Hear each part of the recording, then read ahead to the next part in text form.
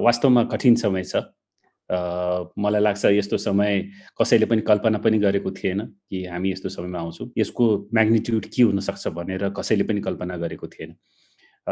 Last year हामीले झन्डै 4 महिनाको बन्दाबन्दी या लकडाउनहरू हामीले र त्यसपछि अर्थतन्त्र नकारात्मकतिर पनि गएको थियो। तर केही कारणहरू छन् त्यसले हामी चाँडै तङ्ग्रिया पनि थियौँ। र त्यस्तै बेलामा जब हामी अलिकति सकारात्मक सोच राखेर ल अब ठिक भयो भनेर सबैजना अब आफ्नो आफ्नो काममा कसरी अब बढी लगानी गरेर कसरी व्यापार व्यवसायलाई बढाउने भन्ने सोच राखेका थिए। त्यति नै बेला दोस्रो वेभले आएर यो कसैले पनि कल्पना नगरेको अ, यो चाहिँ आएको छ। कसैले पनि कल्पना नगरेको यो स्थिति आएको छ र हामीले यो लकडाउनभन्दा पहिला नि माननीय अर्थमन्त्रीज्यूलाई उद्योग वाणिज्य महासङ्घमा बोलाएर यसपालिको बजेटमा निजी क्षेत्रको अपेक्षा के छन् भनेर हामीले एउटा प्रस्तुतीकरण पनि गरेका थियौँ। तर स्थिति त्यसबाट पनि फरक भइसकेको छ। र त्यसबेला हामीलाई के लागेको थियो भने अब कोभिडको बिस्तारै यो समस्या सल्भ हुन्छ र अब हामी एउटा नयाँ बिहानीतिर हेर्न सक्छौँ भनेर त्यो सोच राखेका थियौँ।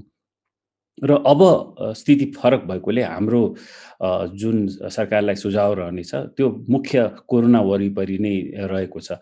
पहिलो त महामारी नियन्त्रण र यो स्वास्थ्य सेवा विस्तार भन्नाले सबैभन्दा पहिला त हाम्रो सुझाव यही नै रहेको छ। सबै नेपालीलाई खोप जति चाँडै हुन सक्छ उपलब्ध हुनुपर्छ र खोप सहितको जुन अस्पतालको जुन अहिले हाम्रो अक्सिजनको कमी लगायत अन्य पनि समस्याहरू औषधिको कमीहरू जुन लगायत समस्याहरू भइरहेको छ आइसियुहरूको यसको लागि सुदृढीकरण होस् भन्ने नै हाम्रो फर्स्ट हाम्रो सजेसन यही नै रहेको छ निजी क्षेत्रको। यसलाई कसरी अझ बढी स्ट्रङ गर्न सकिन्छ।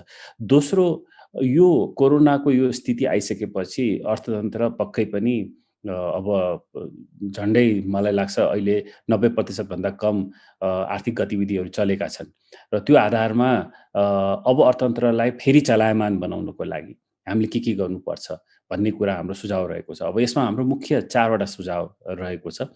एउटा अति प्रभावित क्षेत्रहरू जस्तै जुन हाम्रो पर्यटनसँग जोडिएको क्षेत्रहरू छन् र अरू त्यसपछि मनोरञ्जनसँग जोडिएको क्षेत्रहरू सञ्चारसँग जोडिएको क्षेत्रहरू यो चाहिँ अति नै प्रभावित क्षेत्र रहेको छ।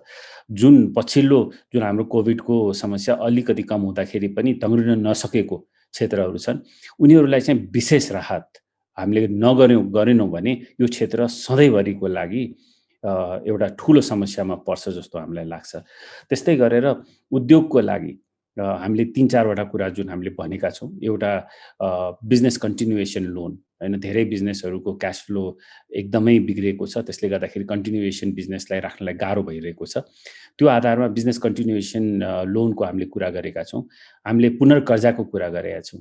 पुनर्कर्जाको हामीले के भनेका छौँ भने धेरै यस्ता व्यापार व्यवसायहरू छन् त्यसमा चाहिँ अहिले तिर्न नसक्ने अवस्था रहेको छ र त्यसैले गर्दाखेरि कर्जालाई हामीले रिफाइनेन्सिङ राष्ट्र ब्याङ्कको रिफाइनेन्सिङ मार्फत उनीहरूलाई राहत हुनुपर्छ भन्ने कुरा गरेका छौँ। तेस्रो हामीले पुनर्तालिकाको कुरा गरेका छौँ भन्नाले डिफर्मेन्ट्स अफ द लोन हैन, यसको पनि कुरा गरेका छौँ। हामीले केही ब्याज दरहरूको पनि कुरा गरेका छौँ। यो त मौद्रिक नीतिसँग पनि जोडिएको यो कुराहरू छन्। यो त हाम्रो रहेको नै छ।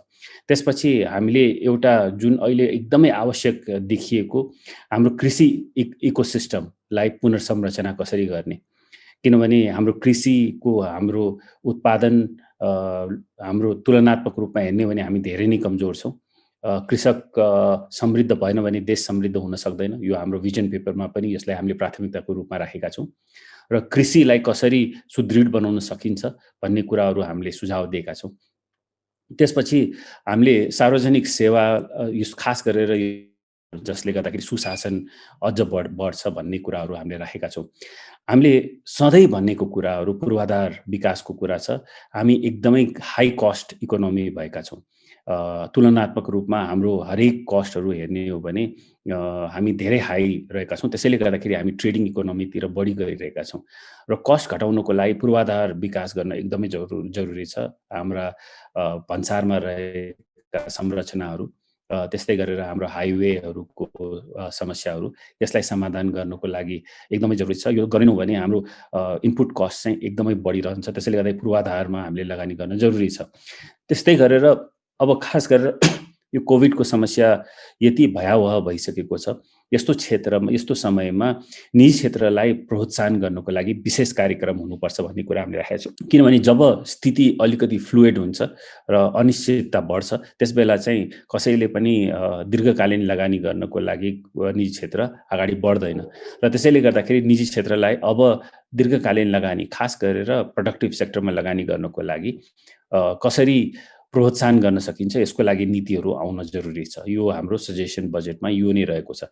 त्यसमा चाहिँ हामीले सबैभन्दा पहिला उद्योगलाई कसरी प्रतिस्पर्धी बनाउन सकिन्छ भन्ने कुराहरू राखेका छौँ। उद्योगको मुख्य कस्ट सेन्टर्सहरू हामीले तुलना गर्ने हो भने उदाहरणको लागि बिजुली को कस्ट भारतसँग हामीले तुलना गर्ने हो भने हाम्रो बिजुली पर युनिटको कस्ट उद्योगको लागि धेरै बढी छ। यो कसरी घटेर उद्योगलाई अझ बढी कम्पिटिटिभ बनाउन सकिन्छ भन्ने कुराहरू हामीले राखेका छौँ। त्यसपछि हामीले राखेका छौँ श्रमको, हैन, हामीलाई सबैलाई थाहा छ, आइएलओको रिपोर्ट पनि हेर्ने हो भने हाम्रो प्रोडक्टिभिटी अहिले साउथ एसियामा सबैभन्दा कम रहेको छ, तर अहिले न्यूनतम वेतन पनि सबैभन्दा बढी भइसकेको छ र यस्तो बेलामा उद्योग कम्पिटिटिभ हुन सकेन। त्यसैले गर्दाखेरि उद्योगको लागि अब आउने समयमा प्रोडक्टिभिटी बेस्ड स्यालेरी सिस्टमको लागि कानुन हुनुपर्छ भन्ने कुराहरू हामीले राखेका छौँ। हामीले पूर्वाधारको कुरा त मैले गरि नै सकेँ। त्यस्तै गरेर ब्याज दरको कुराहरू हामीले गरेका छौँ। कसरी उद्योगलाई कम ब्याजमा उनीहरूले चाहिँ रकम पाउन सक्छन्, लगानी गर्न सक्छन् भन्ने कुराहरू हामीले राखेका छौँ। र त्यस्तै गरेर यो त प्रतिस्पर्धी औद्योगिकरणको कुराहरू गरे र त्यसपछि हामीले अर्को कुरा के राखेका छौँ भने स्टार्टअप र इनोभेसन। हरेक देशहरूले स्टार्टअप र इनोभेसनमा ठुलो लगानी गरेको छ। स्टार्टअप र इनोभेसन्समा हामीले लगानी गर्न सकेनौँ भने आउने समयमा हामीले यो जुन फास्ट ग्रोथको जुन एउटा कल्पना गरेका छौँ त्यो चाहिँ सम्भव छैन र स्टार्टअपमा फेलियर रेट धेरै बढी हुन्छ। तर तैपनि स्टार्टअप्सलाई एन्करेज गर्नको लागि जरुरी छ। हामीले महासङ्घले पनि केही कुराहरू यसमा सुरु गरेको छ। हाम्रो बजेटमा चाहिँ यसपालि स्टार्टअप र इनोभेसनको लागि एन्करेज गर्नलाई, उनीहरूलाई प्रोत्साहन गर्नको लागि विशेष कार्यक्रम हुनुपर्छ भन्ने कुराहरू हामीले राखेका छौँ। हामीले विद्युत उत्पादनको र प्रसारण रणनीति हामीले किनभने धेरै उद्योगहरूले अब सस्तोमा बिजुलीको लागि आफैले प्रड्युस गर्न सक्छ भने त्यसको विलिङ चार्ज मात्रै गरेर त्यसलाई कसरी उद्योगले सस्तोमा ऊर्जा प्राप्त गर्न सक्छ भन्ने कुराहरूको हामीले सुझाव दिएका छौँ। निर्यात प्रवर्धन, अब हामी सबैलाई थाहा छ, हामी पुरै हाम्रो अर्थतन्त्र रेमिटेन्समा आधारित भएको छ र यो एउटा ठुलै कुनै यो रेमिटेन्स कम भयो भने ठुलो दुर्घटना हुन सक्छ।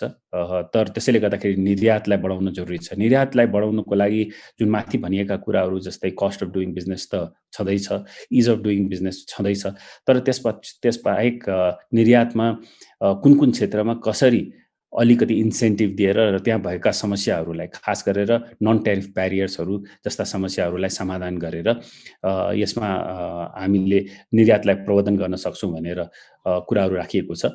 त्यस्तै गरेर साना र मझौला उद्योग, अब हरेक अर्थतन्त्रको मेरुदण्ड भन्नाले साना र मझौला उद्योगी नै हुन्छ। नेपालमा पनि साना र हामी ठुला उद्योगहरूको कुरा गर्छौँ, तर खास भन्ने हो भने यो देशको मेरुदण्ड, अर्थतन्त्रको मेरुदण्ड साना र मझौला उद्योगी व्यवसाय नै रहेका छन्। उनीहरूको आफ्नै युनिक प्रब्लम्सहरू रहेका छन्। एउटा सबैभन्दा ठुलो युनिक प्रब्लम कस्तो रहेको छ भने उनीहरू कर्जा प्राप्ति, उनीहरूको लागि धेरै नै ठुलो समस्या भएको छ।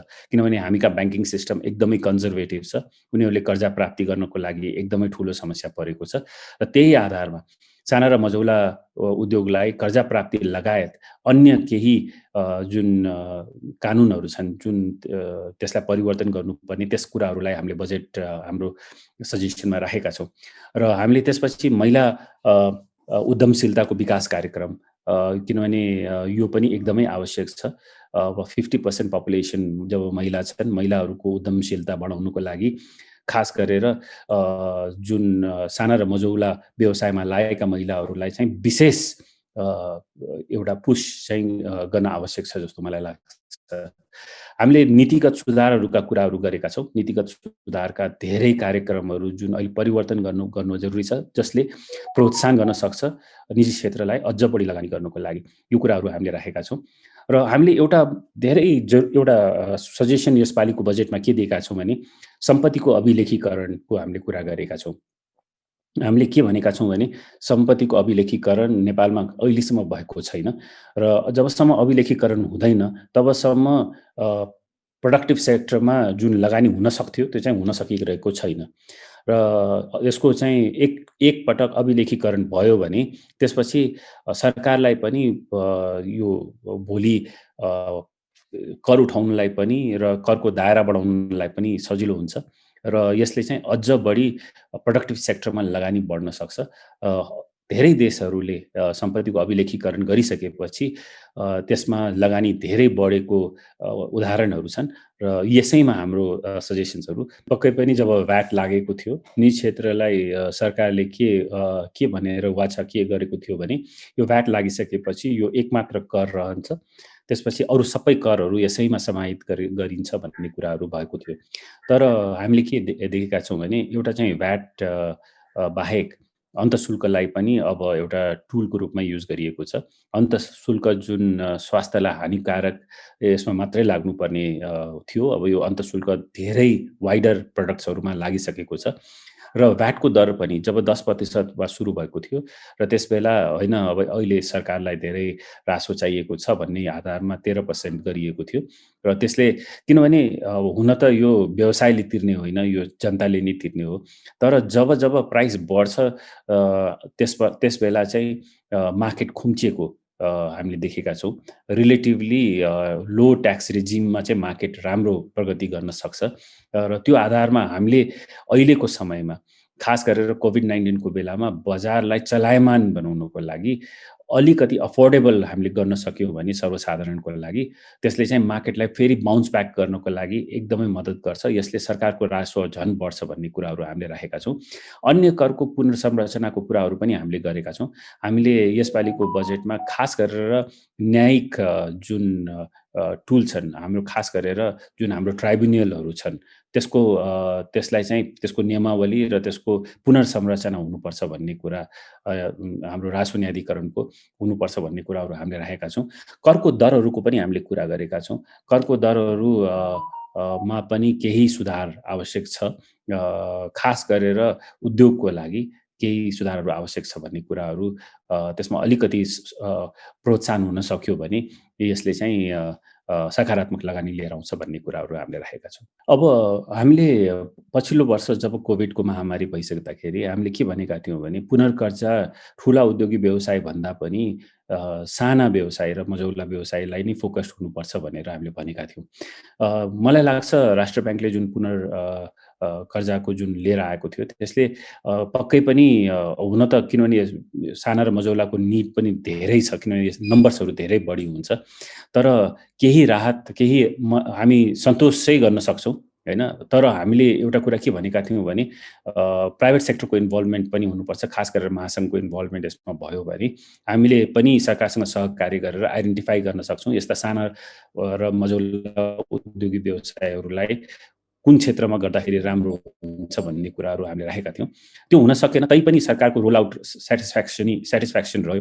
तर जुन कर्जाको जुन व्यापार व्यवसायको कन्टिन्युएसनको लागि जुन कर्जाको कुरा थियो त्यसको नियमावली चाहिँ एकदमै कठिन आयो होइन। त्यो कठिन भएकोले जुन बिजनेस कन्टिन्युएसन लोन जुन राष्ट्र ब्याङ्कले एनाउन्स गरेको थियो त्यो खास गरेर मझौला र ठुला व्यवसायहरूले पाउन सक्थे, त्यसलाई एक्सेस गर्न सक्थे लो कस्टमा।